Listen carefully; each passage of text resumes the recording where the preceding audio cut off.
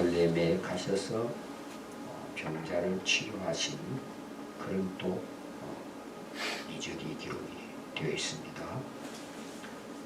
1절에 보시면 그 후에 유대인의 명절이 되었다 그랬습니다. 이 명절은 이스라엘 백성들에게는 월절 여러 가지 절기가 있죠. 그 절기 중에 하나로 보고 있습니다. 정확하게 어떤 절기인가 이건 이제 알려져 있지 않습니다. 중요한 것은 예수님이 예루살렘으로 올라가셔서 환자들을 치료하시는 그런 내용이 기록이 되고 있습니다. 예수님이 예루살렘에 가셨는데 어디를 가시느냐 하면 베데스다라고 하는 곳에 가십니다. 자, 예루살렘에는 성으로 쌓여 있잖아요. 예루살렘 그 성전에 가려면 성전에 들어가는 문이 많이 있습니다. 한 곳만 있는 게 아니라 여러 문이 있는데 오늘은 양문을 통과해서 거기에 곁에 베데스다 연못이 있습니다. 이 양문은 양이 들어갔다 나갔다 하는 문입니다. 그럼 왜 양이 여기 들어갈까요? 하나님 앞에 제사 드릴 때, 예배 드릴 때 양을 잡아서 드리잖아요. 그래서 그 양을 끌고 들어가는 문이다. 그래서 이제 양문으로 이렇게 이야기를 합니다. 근데 거기에 있는 그 못은 히브리어로 베데스다라. 그래서 여러 가지 이제 뜻을 가지고 있습니다. 어부의 집, 긍휼의 집 이런 의미로 해석을 하고 있습니다. 일반적으로 뭐 자비의 집 이렇게 베데스다를 해석을 하고 있습니다. 근데 그 못 둘레로 해서 행각이 5이 있어요. 행각은 집이 아니고 지붕만 덮은 우리나라로 말하면 정자 정도. 그러니까 못이 있고 둘레에 이런 정자 같은 그 건축물을 만들어 놓았는데 아마 뭐 그 못을 구경하기 위해서 그런지 근데 오늘 거기 보니까 그 정자에 사람들이 모여 있습니다. 누가 모여 있느냐 하면 이제 병자들이 모여 있는 거예요. 환자들이. 그것도 불치병이에요.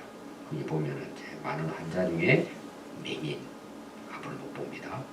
또 다리 저는 자, 또 혈기 마른 자, 이거는 사지마비 이렇게 보면 되죠.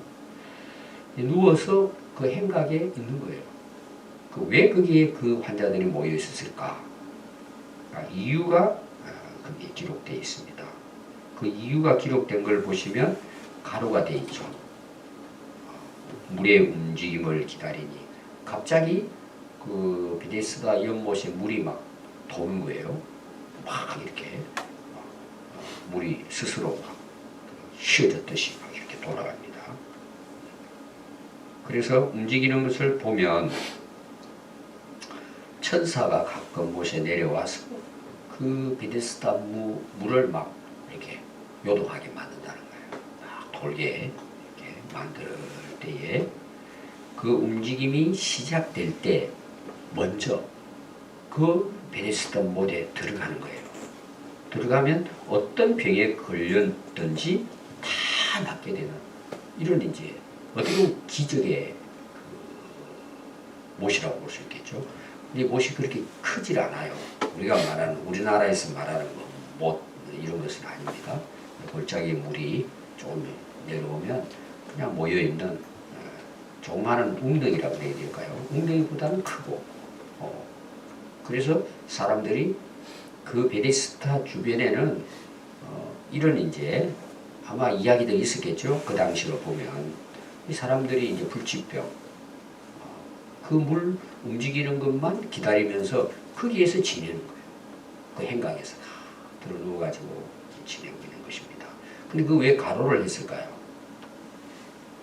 가로 보면 여러분들 이제 가로가 되어 있는 부분이 나옵니다. 그 가로가 되어 있는 부분은 이게 그 이제 원래 성경에 원문이 있잖아요. 원문이 있고 그걸 이제 다른 사람들이 또 사용을 해야 되니까 그 당시 이제 인쇄술이 발달이 되어 있지 않기 때문에 손으로 다 필사해야 돼요. 그 필사하다 보니까 이제 원본은 이미 뭐 다 사라졌고 사본이 있는 거예요. 사본. 오늘 우리로 말하면 복사본이죠. 사람들이 다 그걸 기록하는 것입니다. 또 그 사본을 나중에 시간이 지나면서 그 사본을 가지고 또 사본을 이게 이제 서기관들이 그때 당시 이제 한 일입니다.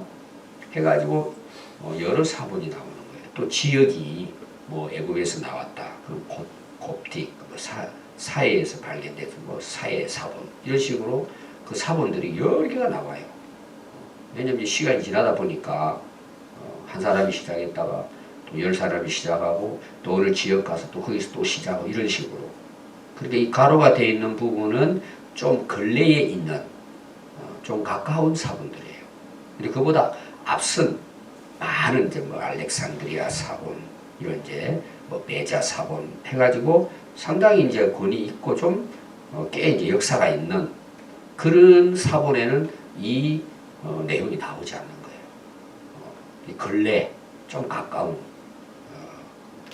좀 지금보다는 좀 가까운 그 사본들에 대해서는 이 내용이 첨가가 되어 있기 때문에 참고로 여기 이제 가로를 해서 두었습니다. 왜냐하면 이제 그 우리가 성경을 읽을 때 도움이 되잖아요. 그래서 그 가로가 돼서 들어가 있다. 그렇게 보시면 됩니다. 근데 거기 예수님이 가셨는데 한 병자가 있어요. 만납니다. 38년 동안 누워있는 사람이에요. 어떻게 보면은 아마 태어나서 거의 걷지 못하고 살았다. 이렇게도 볼 수 있습니다. 이 젊음을 완전히 그냥 병치료만 한 거죠. 아무 구실 못하고. 근데 이제 거기에 뭐 38년 동안 누워있진 않았겠지만 그 불치병에 걸려서 자기도 거기서 좀 고쳐보려고 거기서 누워 있는 이제 환자를 보게 됩니다. 그래서 6절에 보면 예수께서 그 누운 것을 보시고 병이 벌써 오래된 줄을 아시고, 자, 이 표현을 쓴 것은 진짜 불치병이에요. 치료할 수 없는 병인 것을 예수님이 본 것입니다. 예수님이 이 환자를 찾아갑니다. 그러면서 예수님이 첫 번째 하신 말씀이 네가 낫고자 하느냐. 저는 38년 동안 움직이지 못하고 누워있는 사람이 소원이 뭘 것 같아요? 일어나고 싶은 거죠. 얼마나 간절하겠어요.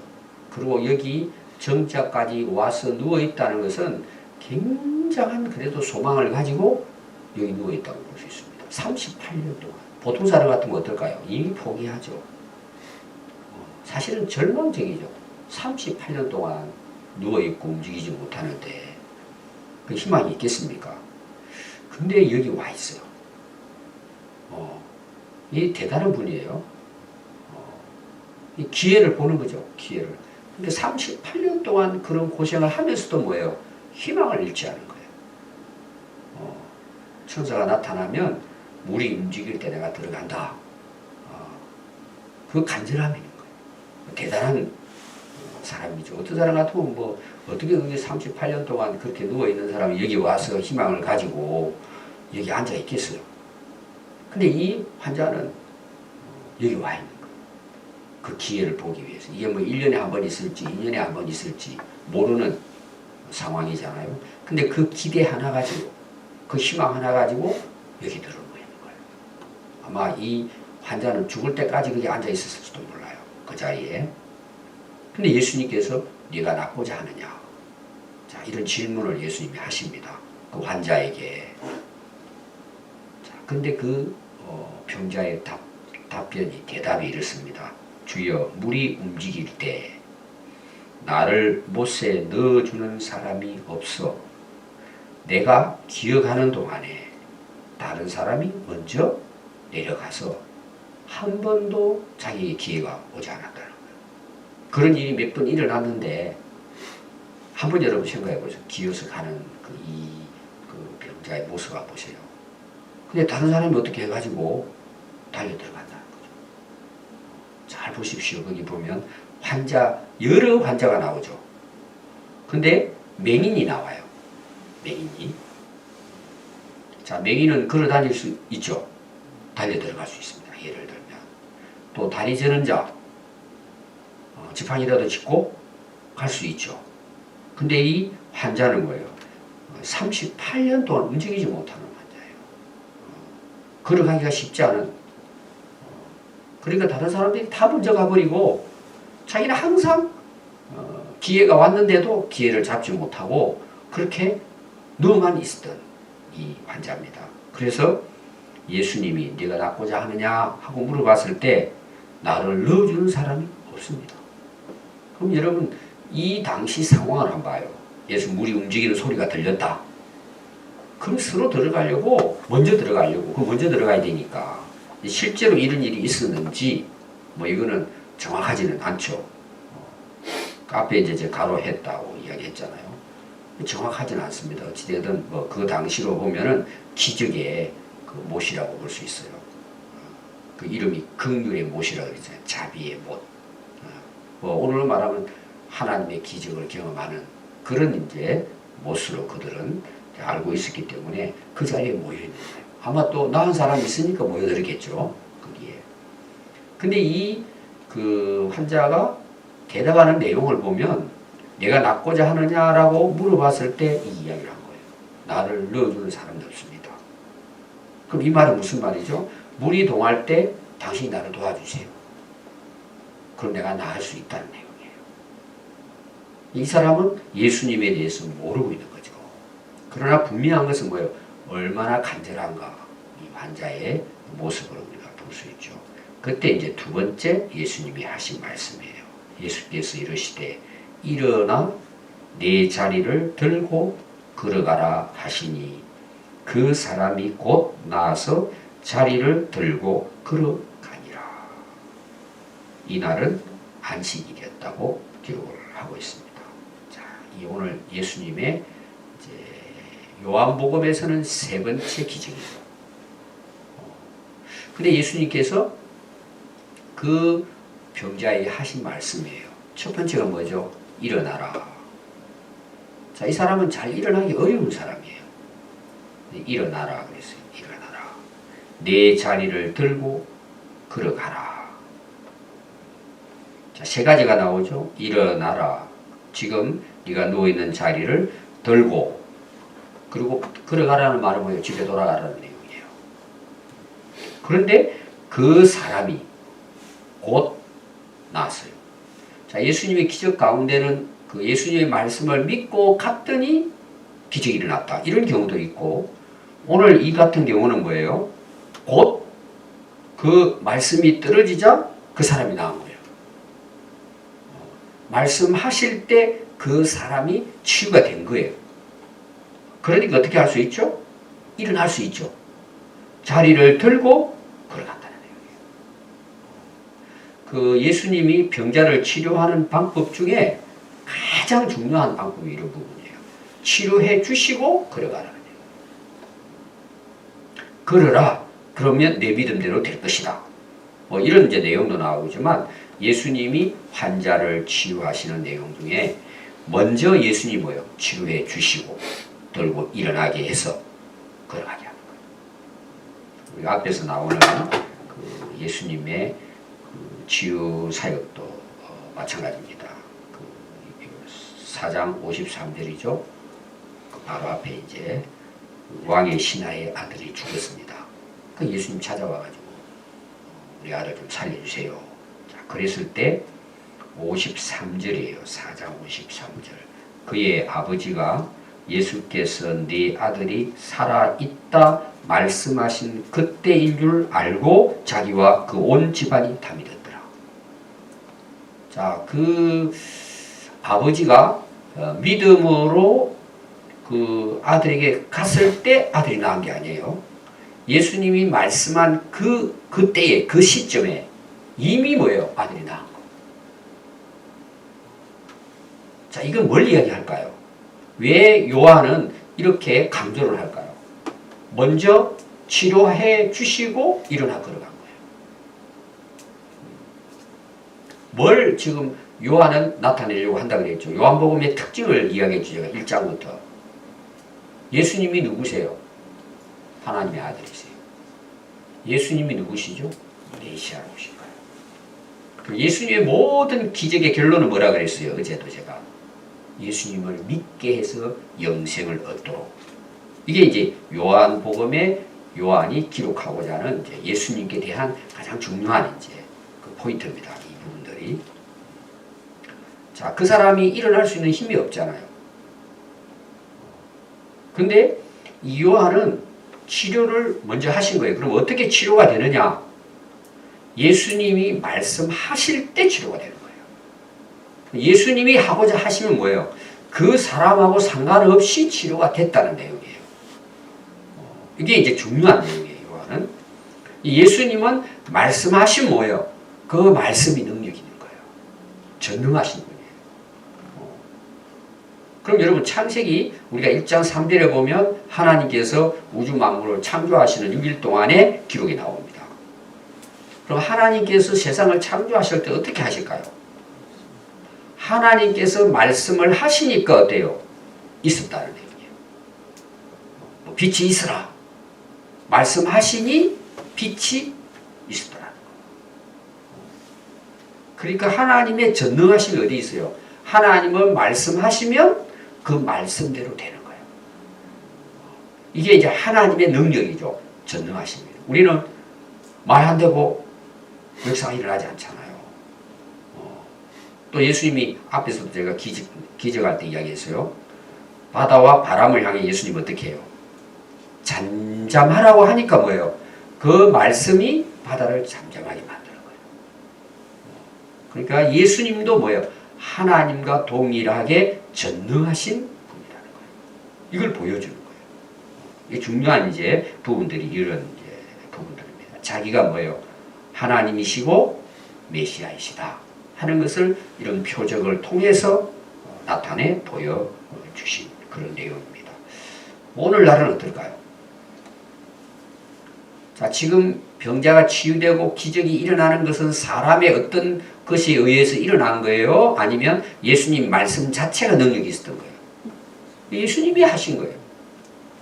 이걸 오늘 우리가 표현하면은 병자가 치유되는 것은 물론 그 사람의 믿음을 통해서도 치유가 되지만 요한이 강조하는 것은 사람들하고는 상관없이 예수님이 하시고자 하시면 이루어지는 거예요. 이걸 다른 말로 말하면 은혜라고 하는 거예요. 근데 이제 장로 교단의 그 교리가 이제 예정론이죠. 예정론. 예정론 이런 것도 있지만 예정론이에요. 그러니까 이 내용은 이런 내용, 하나님의 은혜를 강조하는 거예요. 우리는 절대 뭐예요? 타락이에요. 우리 스스로 인간이 뭐예요? 할 수 있는 건 아무것도 제로예요. 제로. 그럼 우리가 어떻게 구원받을 수 있어요? 근데 구원받을 수 있는 방법이 뭐예요? 그분이 우리를 선택하시고 구원하시면 우리는 구원받는 거예요. 은혜를 강조해요. 은혜를. 그럼 여러분 은혜를 강조하는데 성경은 또 뭐가 나와요? 믿을 때잖아요. 사실은 똑같은 내용이에요. 우리가 믿을 수 있는 것도 에베소서 2장 8절은 뭐예요? 믿으면 우리가 하나님으로부터 받은 선물이에요. 선물도 은혜라는 뜻이에요. 이것은 결론적으로 가서 봤을 때 뭐예요?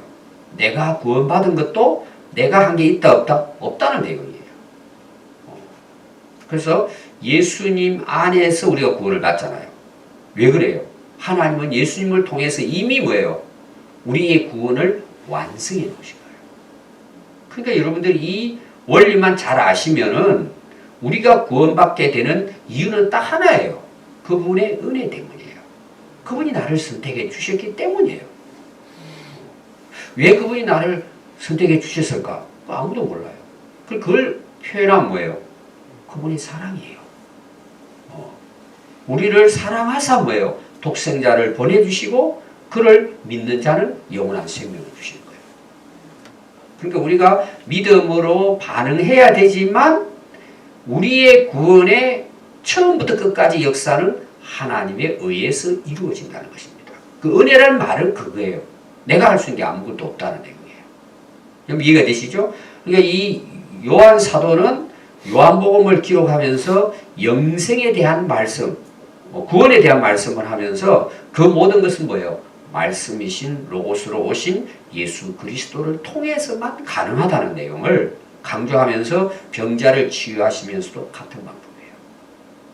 잘 보시면은 이 요한복음에 그러니까 우리의 믿음보다는 하나님의 은혜에 대한 강조가 먼저라는 내용이에요. 원리적으로도 맞죠, 그것이.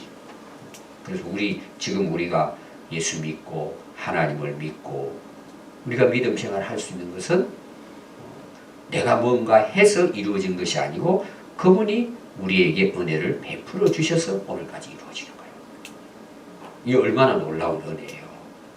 지금도 뭐예요? 똑같아요. 이 원리는. 그분의 은혜로 모든 것이 가능한 거예요. 그럼 이제 봅시다. 오늘날도 불치병 걸린 분이 있잖아요. 치료되는 사람도 있지만 안 되는 사람도 많아요.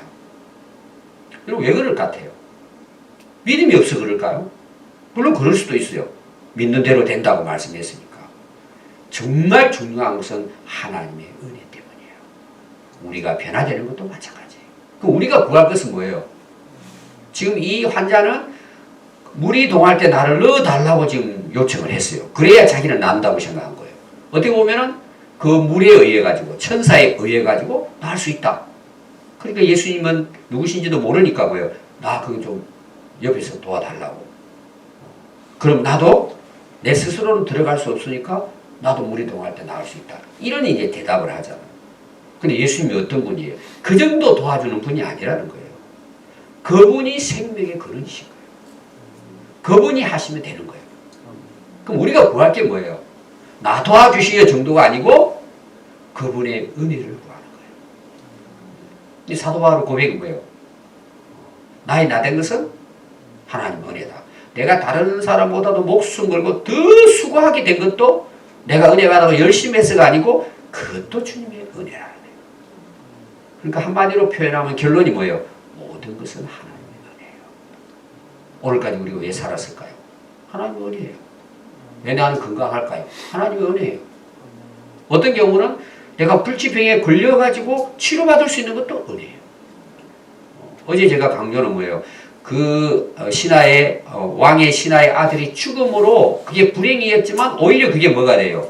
그 아이의 죽음 가는 그 환자 그 병을 통해 가지고 나중에는 뭐예요? 육신적으로 치료받지만 그 집안이 다 구원받는 역사가 일어나는 거예요. 여러분 요한복음을 읽을 때나 뭐 다른 복음서나 내용도 마찬가지예요. 결론은 뭐예요? 하나님의 은혜로 우리를 구원하시는 하나님의 역사예요. 이게 창세기부터 요한계시록까지 끝까지 가는 것입니다. 근데 우리가 오늘 38년 동안이잖아요. 어떤 어려움을 당했어요. 오랫동안 내가 누워있어요. 그래도 우리는 희망을 잃지 말아야 되는 거예요. 꼭 우리가 육신적인 어떤 일이 일어나는 그거보다도 하나님의 은혜가 임하면 어때요? 다 되는 거예요. 아멘. 그래서 오늘도 우리가 기도하면서 우리가 구해야 될 게 뭐예요? 하나님의 은혜예요. 하나님의 은혜가 임하면 되는 거예요. 어떻게 되든지 간에. 그래서 우리는 항상 하나님의 은혜를 간구하고 또 주신 은혜를 감사하고 또 그 은혜를 헛되이 받지 말고 하나님의 나라를 위해서 우리가 이 은혜를 잘 감사함으로 활용하는 그런 삶이 되어야 할 줄 믿습니다. 기도하겠습니다.